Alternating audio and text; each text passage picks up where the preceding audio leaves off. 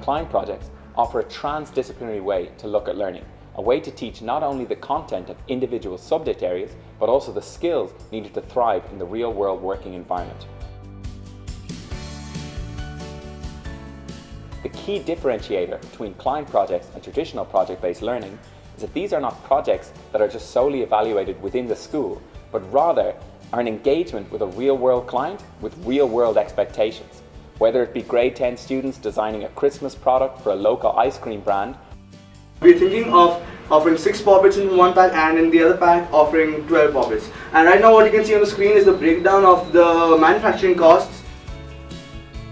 Or grade 2 students designing an audio tour for their local zoo. The key message here is that age has nothing to do with competency, as long as students are given the opportunity and the support to do work of value.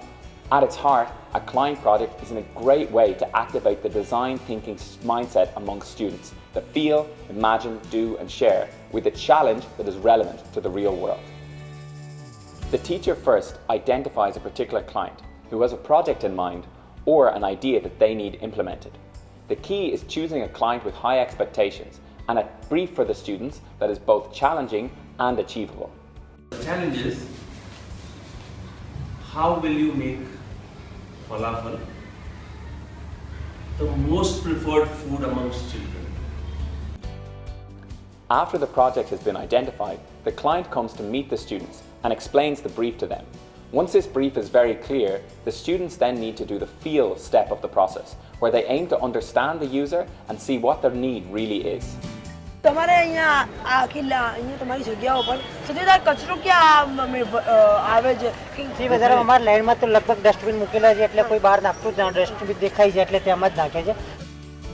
There are many ways that students can go and try to understand the real need of the user.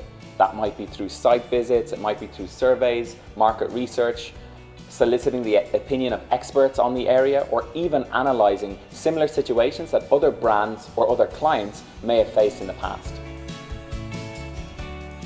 In an area where there are other big brands, so with that the atmosphere and the people who visit would be also yes, because posh, that might be a posh facility. Exactly.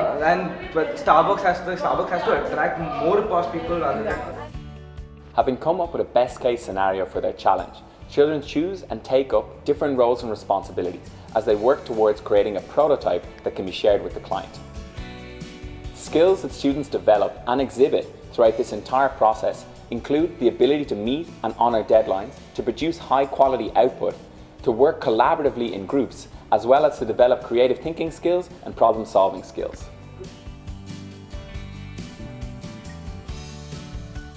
The main benefits of having a real world client become evident after the prototype has been created, as this is when students recognise that they are working with the user and not for the user. That sounds very basic kind of commonsensical stuff is really missing. So cost part is entirely haywire.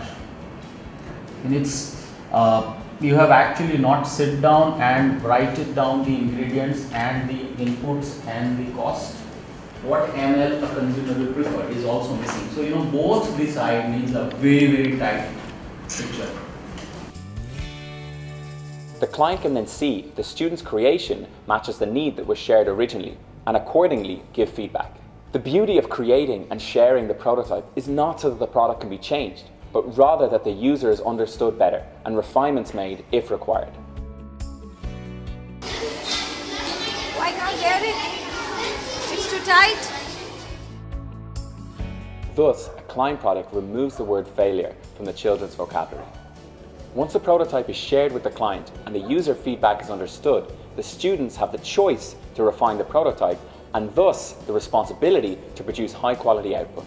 There's no blaming for what went wrong because such feedback is seen as an essential part of the iterative design process. Prototyping is a very important process in Riverside where we go and approach the client again. This is what, so we had the customers where we had the teachers as customers and they went and prototyped and they realized that the quality was not in place or the designs were not as per their choice. So they had to come back and redo the entire thing. After having been through multiple projects with different clients, students will be much more prepared to deal with real life. They've experienced many things like rejection, delays, people not liking the product, and sometimes that exquisite feeling of confidence that only comes through having added something of value to the real world around them. So when I stepped out of Riverside and when I had to apply for colleges and all my interviews in colleges, it really helped me to talk about these client projects because they really want to know about how I've applied my skills that I've learned in school in real world, and the fact that we've been part of the real world even though we were studying in school really impressed them a lot.